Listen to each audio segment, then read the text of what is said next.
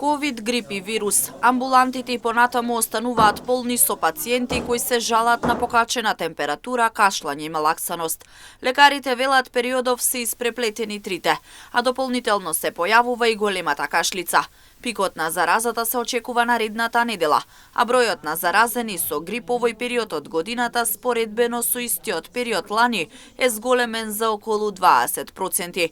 Според доктор Валентина Митрова, големо влијание за ваквата ситуација, конкретно со појавата на големата кашлица, има и невакцинираност кај граѓаните. Во периодот се испреплетени трите, значи се уште постои ковидот, кој што веќе е како хронично респираторно заболување, потоа ковидот и респираторен синцијален вирус, така да симптоматологијата е испреплетена и нашите амбуланти, како што во целата држава се полни со симптоми на кашлење, гребење, малаксаност, болки, висока температура, кој што знае да трае и по неколку дена.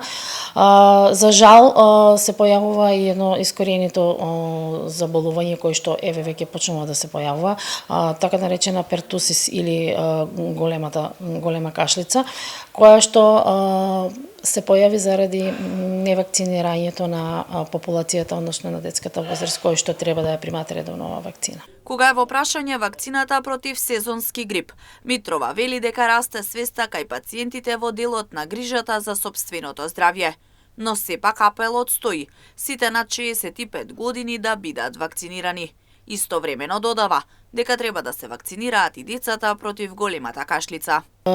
Свеста е подигната од година на година, луѓето стануваат, водат грижа за сопственото здравје, меѓутоа сепак ќе упатам еден апел дека оние кои што над 65 години и кои што имаат хронично заболување, редовно да ја примаат вакцината за сезонскиот грип.